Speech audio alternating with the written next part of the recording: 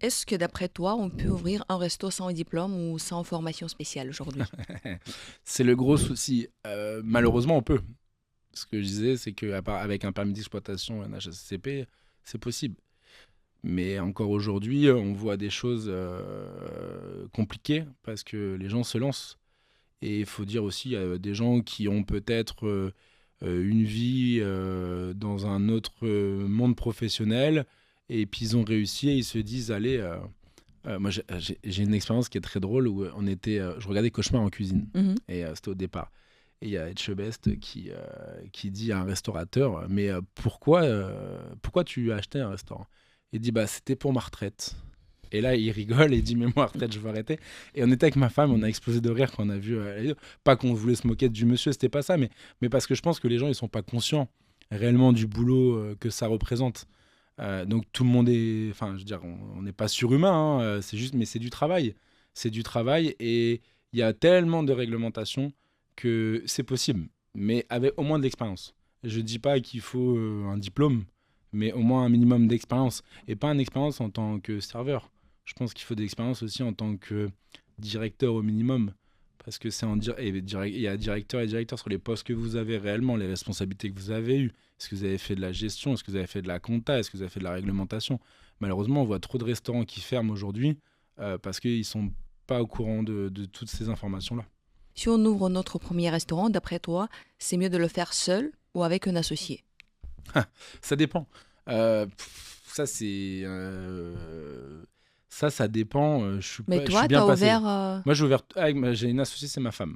Non, on compte On la pas. compte pas? Ça, c'est la Elle va se famille. vexer aussi, elle. Oui, mais ça, c'est la famille Bien parce que sûr. vous êtes ensemble dans tous les cas. Ouais. Même si tu es seul, tu te lances en restauration, ta femme Mais est avec toi, bien sûr, même s'il ne travaille pas. Mais si on prend une autre personne, un ami ou juste quelqu'un qu'on connaît, je ne sais pas, qu'est-ce que tu penses pour le premier restaurant?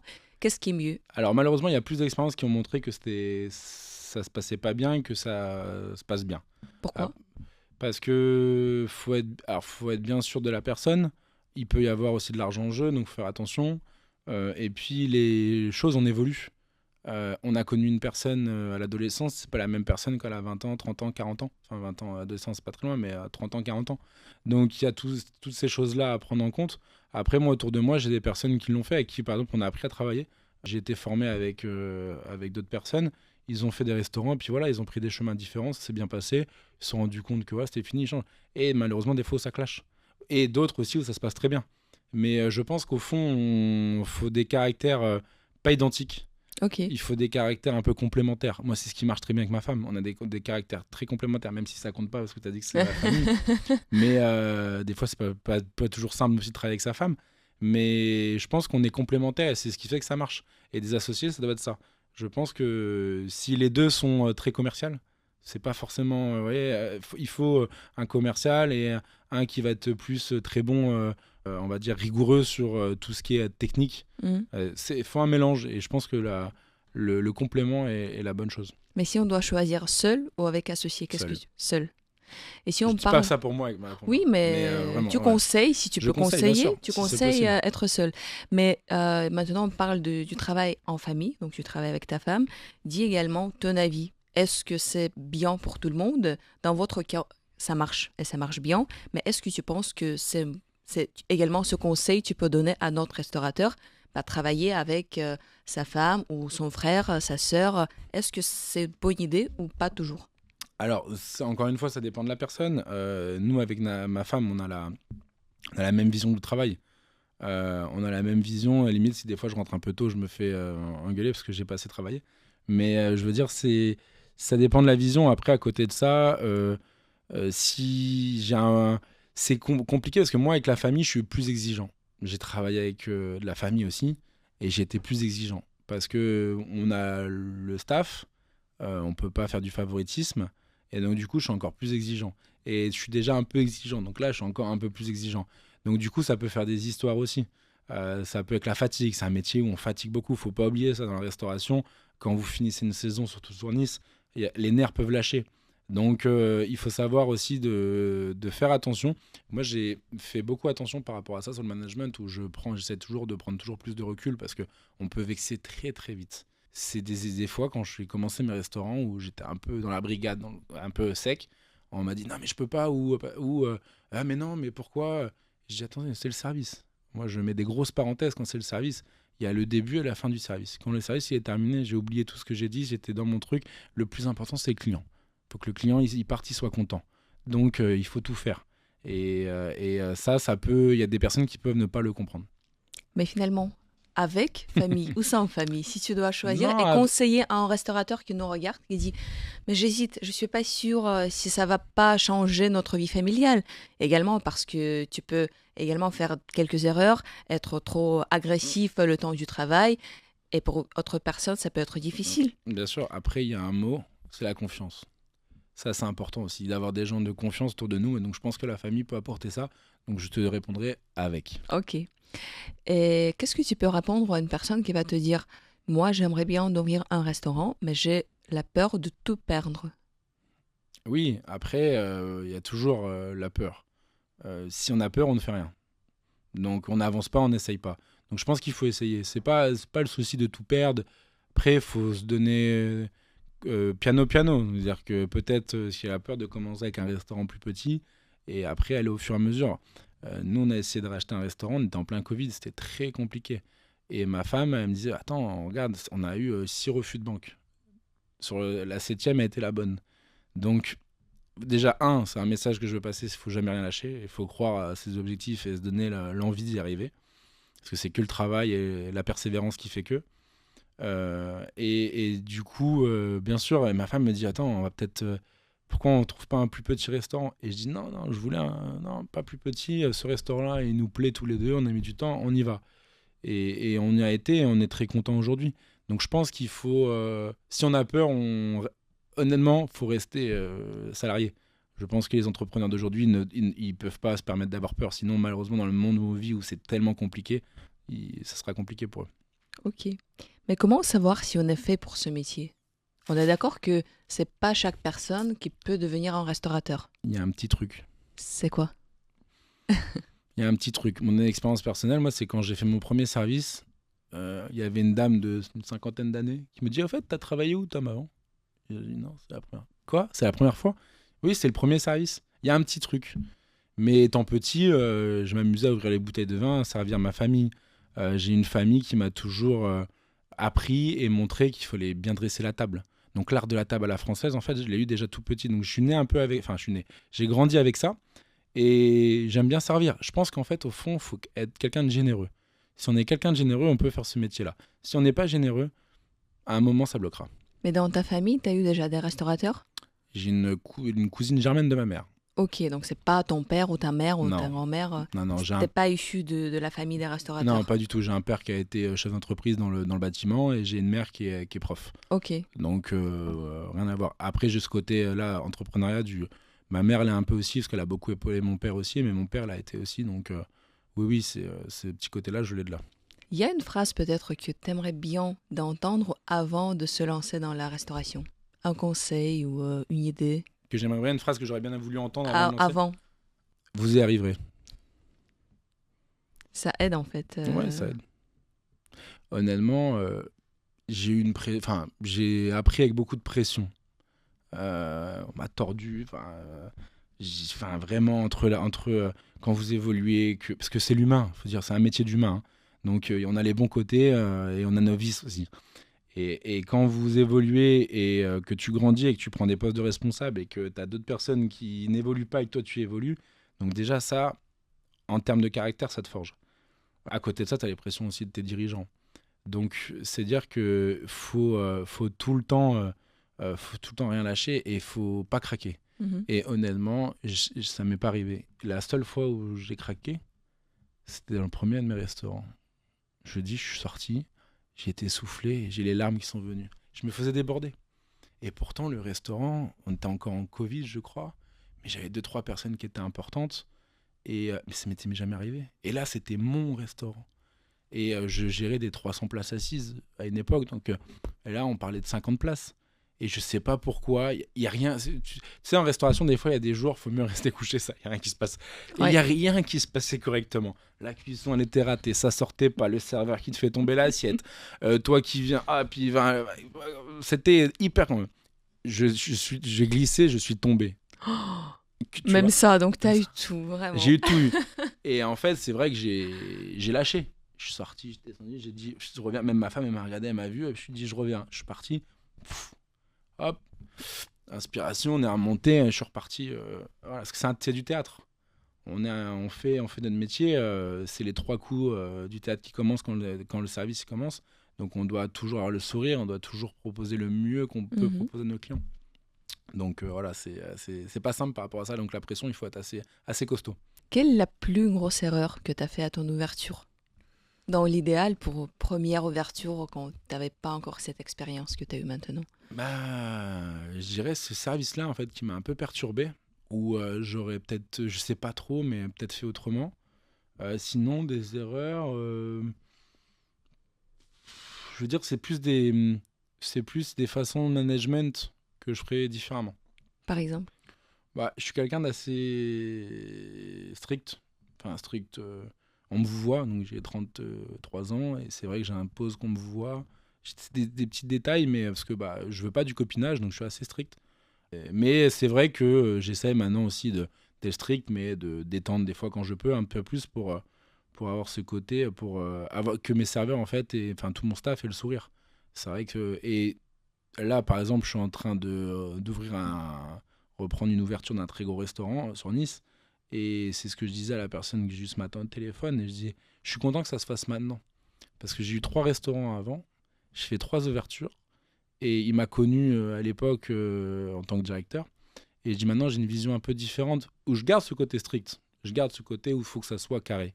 Mais j'ai un management qui est peut-être un peu plus souple sur certaines choses. Et du coup, je suis content d'avoir eu cette maturité aussi de management. Parce que ça se travaille, on apprend tous les jours. Et je suis content de ça. Et c'est un métier qui est magnifique pour ça. C'est que tous les jours est différent. Et tous les jours, on se couche, on a appris quelque chose de nouveau. Quelle dépense absurde t'as fait à l'ouverture et maintenant quand tu penses, je referais quand même. Non, on a des petits caprices de. Ouais, des. Après, je suis normand, donc je fais très attention. Et j'ai une femme mexicaine-libanaise qui fait aussi attention. Donc, on fait attention aux dépenses. Donc, on n'a pas forcément eu de grosses dépenses. Si, j'ai eu. Sur la deuxième ouverture, où très rapidement, j'avais une bâche de restaurant que je voulais changer. J'ai la couleur, hein. Elle était propre, mais je voulais une autre couleur. Donc ça m'a coûté un peu de sous. Et. Combien? Je crois que c'était 20 000 euros, un truc comme Ok. ça. Ah Ouais, oui. dans les 20 000, ouais. Ah oui. 20 000 ou 13, ou ouais, non, enfin entre 15 et 20 000 euros. Ok. Mais t'as eu cette envie donc. J'ai eu envie, je voulais changer la couleur, c'était trop terne, je voulais faire du changement et si je le referais demain, enfin si je le ferais, je le referais parce que ça change. Ouais. Mais ouais, c'était un petit caprice comme ça, alors que la bâche marchait, enfin voilà, elle était efficace, hein. C'est quoi le plus dur mentalement au début quand tu te lances? Mentalement, physiquement c'est dur et donc du coup le mental il peut être vite mis à rude épreuve. Comme on dit, c'est physique. On ouvre au départ quand vous faites une ouverture et que vous vous lancez dans votre première ouverture, je tiens à le préciser, bah vous n'avez pas le choix, vous ouvrez, vous fermez le restaurant. Donc c'est vrai que les premiers mois sont très intenses. C'est un pitch d'horaire qui est énorme.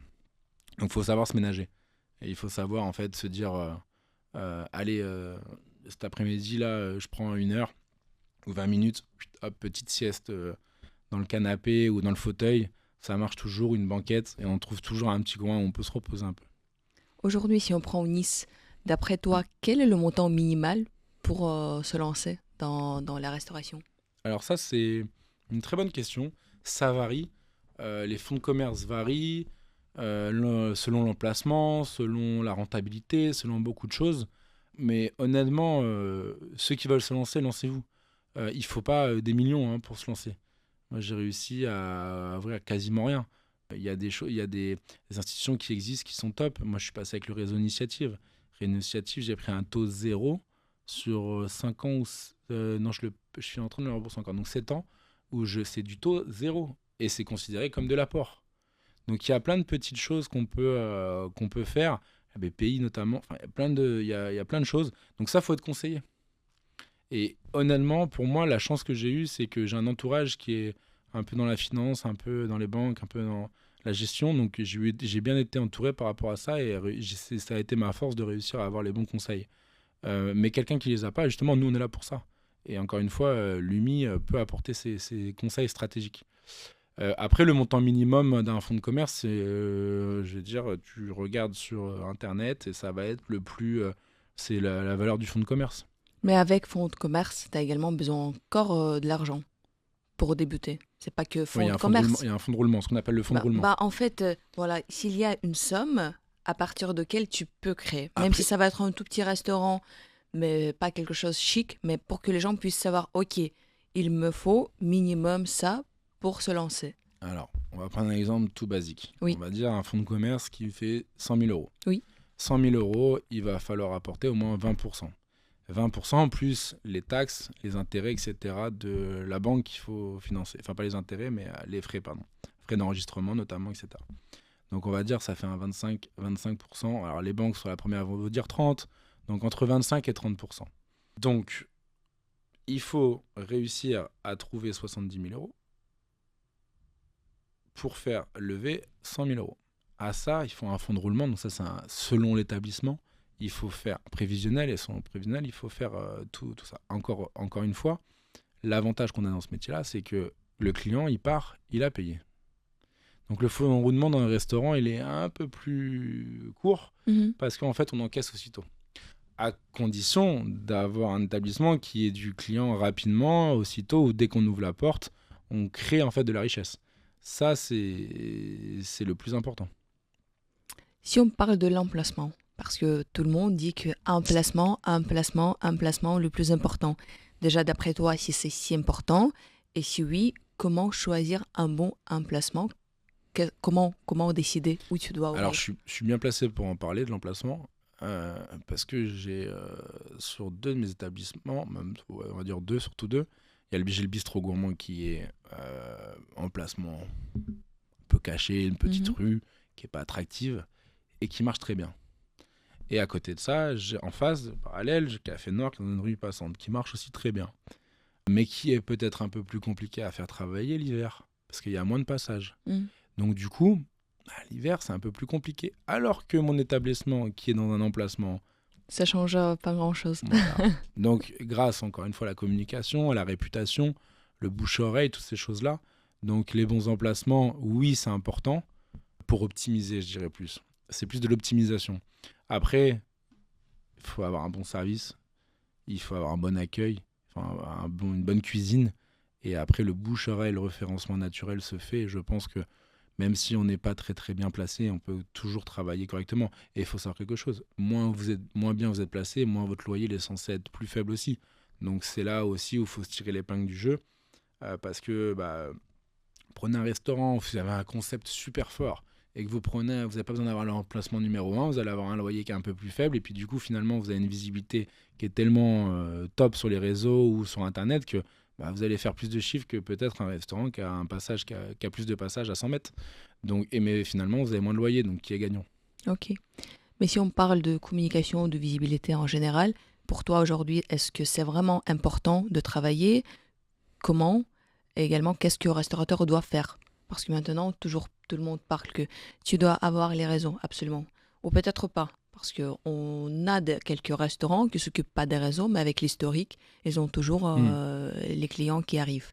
Le site, pas de site. D'après toi, d'après ton expérience, est-ce que ça influence? Donc, tu as dit qu'un placement, c'est pas toujours, ça dépend.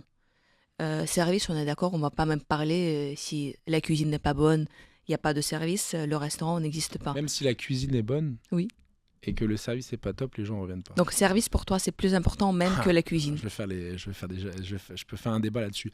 Je dirais pas ça. Je dirais que l'excellence du service pourrait plus faire pencher la balance que l'excellence de la cuisine. Je suis d'accord. Ouais. Je suis d'accord. Quand on est mécontent, mais quelqu'un nous a expliqué, a offert quelque chose, ça va. Bien sûr. On n'est pas des robots, on est des humains. On peut faire tous des erreurs, on peut avoir tous des problèmes, on peut avoir raté une cuisson, on peut avoir raté une table. Et puis souvent, quand ça arrive à une table, s'il y a un truc à la table, c'est cette table-là qui prend malheureusement. Il faut le savoir, il y a des tables maudites des fois. Mais c'est la façon de se rattraper, la façon de refaire. Moi, ça m'est arrivé sur des ouvertures au bistrot gourmande, ça n'a pas plu. Et je dis, ah bon, etc. Donc, en fait, de laisser ma carte personnelle avec mon portable, et dire, oh, s'il vous plaît, revenez, on vous invite la prochaine fois, si vous n'avez pas aimé ça, peut-être. Et finalement, j'ai rattrapé des clients comme ça, ils sont revenus, ils étaient très contents. Et voilà, il y a eu un raté. Et je pense que oui, c'est très, très, très, très important d'avoir d'avoir ce rapport-là sur le service. Donc, si on va dire ton échelle, service c'est ici, cuisine, emplacement c'est là, marketing, tu vas placer où? Marketing, on va dire que c'est en dessous, juste en dessous. Enfin, ouais, c'est au même niveau, même ouais, juste en dessous de la cuisine. Ok. Pourquoi? Parce que sans client, on peut rien faire. Sans client, sans marketing, vous faites. Et puis il y a une identité à donner.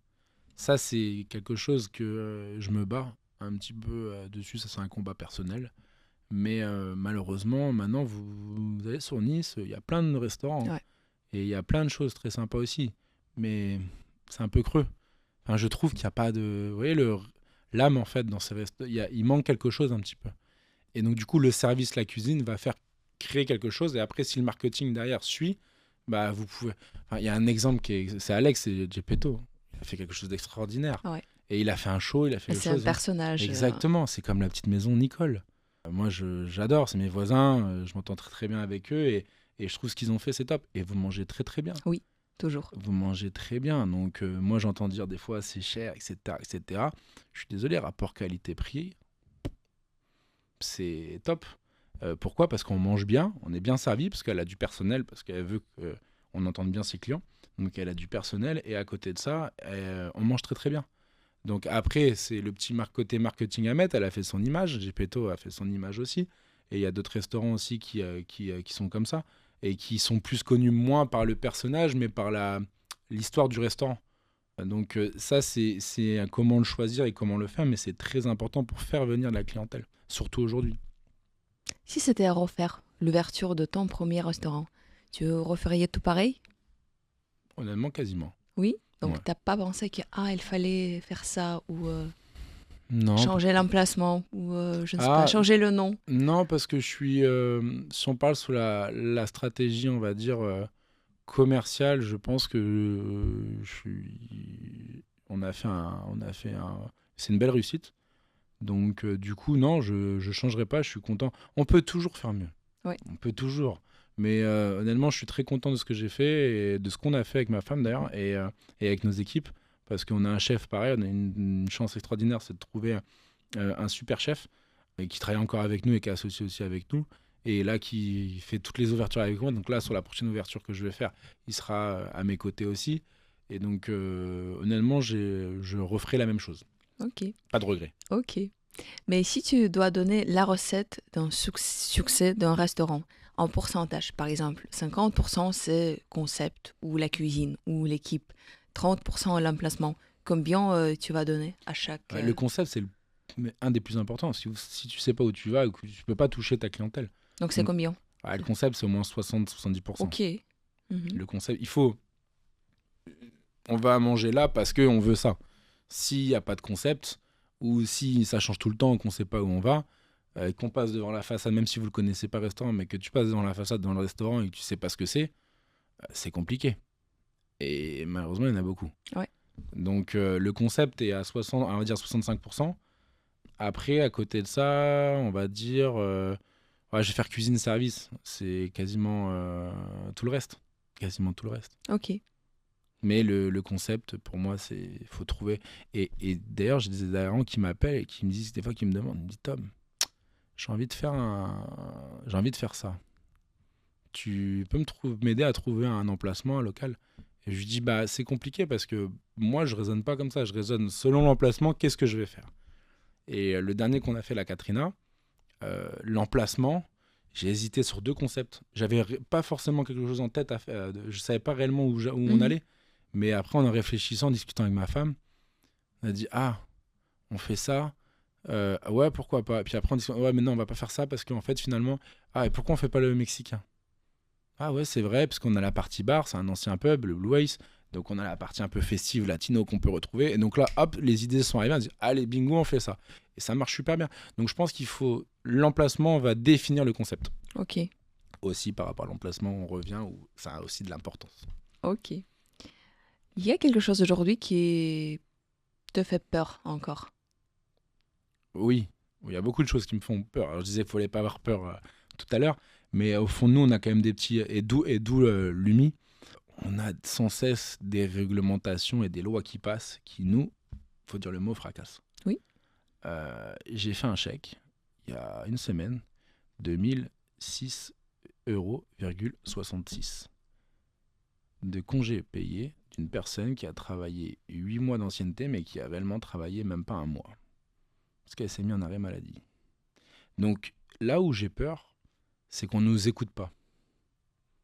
On refait remonter des informations, mais on ne nous écoute pas. Je pense qu'il y a plein de lanceurs d'alerte. On a déjà notre président Thierry Marx qui tire la sonnette d'alerte. On a Jean-Philippe Cartier aussi également qui est très actif sur les réseaux, qui est un très gros restaurateur et très gros hôtelier qui aussi dénonce certaines choses. Et c'est plutôt ça qui me fait peur.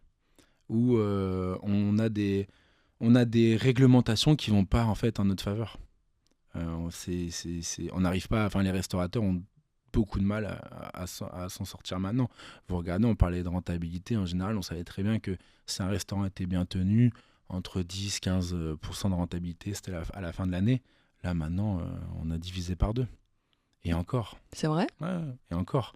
Donc, c'est fini le cliché de dire les restaurateurs, ils roulent en Porsche, etc., ils se peignent tout le temps. Hein. C'est pas vrai. On travaille beaucoup. C'est un métier, et je le dis ça pour les chefs de rang, les barman, les serveurs, les commis, les runners, pour tous ceux qui veulent faire, ou même en cuisine. C'est un métier qui est compliqué, mais c'est vrai, on peut gagner notre vie correctement parce qu'il y a des horaires et on peut gagner des salaires corrects. Et le temps où on disait que la restauration ne payait pas, c'est pas vrai. Je regarde mes équipes autour de moi, je suis désolé, mais vous regardez sur la moyenne des salaires, je trouve que c'est assez correct pour des personnes qui n'ont pas fait des grosses études, qui ont travaillé rapidement. Donc je trouve que ça, c'est une fausse idée de dire que la restauration, ça paye pas. Donc pour les salariés, c'est des métiers qui valent le coup pour ça. Et malheureusement, nous, en tant que patron, on prend beaucoup de risques. On en parlait tout à l'heure, la peur, le risque, etc. Et à côté de ça, on voit de moins en moins de résultats. Donc on se dit, pourquoi on fait tout ça en fait? Donc on lâche pas, on y va, mais honnêtement, c'est de plus en plus compliqué. Pour pas le citer, j'ai un grand restaurateur qui m'a dit, si j'avais la même question que c'est lui tout seul, il s'est fait cette réflexion-là, si j'avais à refaire la même chose, je la ferais différemment. Je ne referais pas pareil, pourquoi? Parce qu'il y avait 7 établissements, plus une grosse concession. Il me dit, j'aurais dû garder la concession et le restaurant que tu connais. Les autres, c'était trop.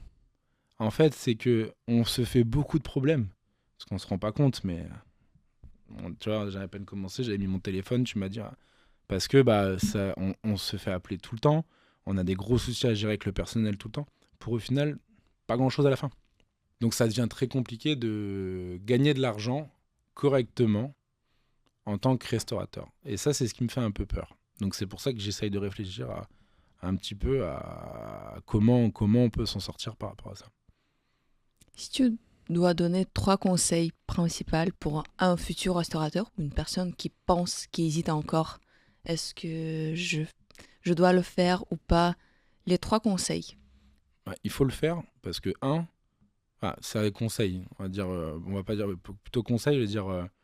Peut-être qu'est-ce qu'il doit ou doit pas faire? Il faut se lancer. Il faut toujours avoir du recul et il faut garder de la stabilité.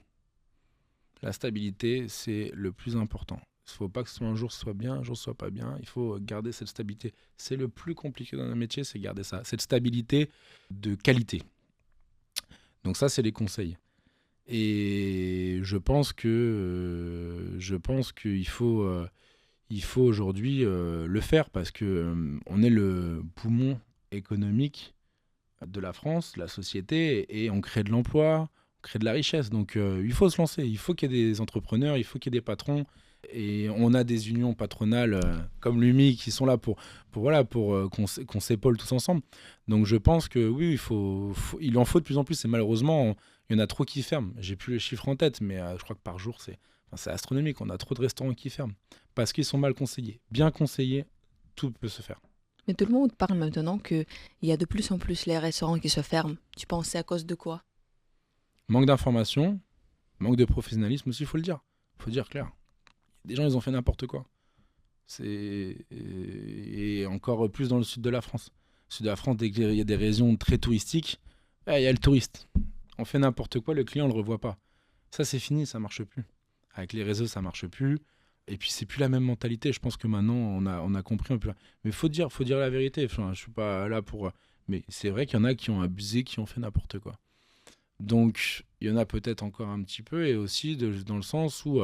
c'est dur, encore une fois. Il y en a qui font tout. Moi, je dis, aujourd'hui, j'ai des fournisseurs qui sont en retard. J'ai des fournisseurs que j'ai pas payés encore. Parce que j'ai du retard. Et j'ai pas de honte. Mais ils me connaissent, ils savent que voilà. Donc, je suis en train de regarder, ça va repartir, etc. On est en train de tamiser. Mais je vous dis une bêtise, mais moi, j'ai l'URSSAF qui m'a pris plus de 50 000 € pour rien. Ils se sont trompés.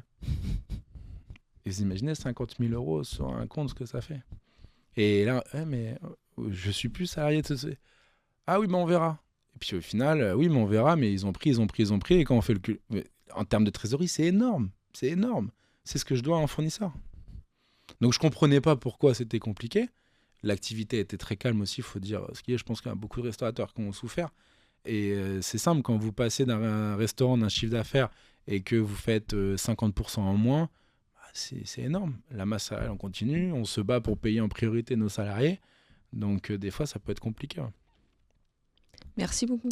Merci à toi, Macha. C'était très intéressant et j'espère que beaucoup de restaurateurs, ils vont écouter. Et c'est vrai, pour moi, je crois que dans n'importe quel métier, le plus important, c'est d'avoir quelqu'un ou d'avoir beaucoup d'expérience, beaucoup de formation. Mais c'est vrai que c'est de plus en plus rare qu'on a des personnes comme ça. Donc, c'est bien qu'il y a des organismes comme l'UMI qui peuvent donner les conseils et aider avant. Pas quand tu as déjà beaucoup de problèmes et assez souvent c'est difficile, je crois, que déjà de faire quelque chose, mais plutôt avant, quand tu te lances et tu sais déjà qu'est-ce que tu dois faire, qu'est-ce que tu dois pas faire. Exactement. Et surtout qu'on a beaucoup de restaurateurs qui nous appellent quand tu dis c'est trop tard. Et c'est dommage parce que ça nous prend beaucoup de temps, beaucoup d'énergie. Et au final, on n'y arrive pas parce que c'est trop tard. Alors que si ça avait été en amont, tout simplement dès le départ, ils nous auraient prévenu dès le départ, on aurait pu peut-être régler la solution. Donc c'est le message que je veux faire passer. Voilà, et plus on est nombreux, plus on a de la force et plus on peut peut-être proposer. Il faut savoir qu'on propose des lois, on peut faire remonter des choses. Et je pense que c'est maintenant qu'il faut le faire. Merci beaucoup. Merci à toi, Macha.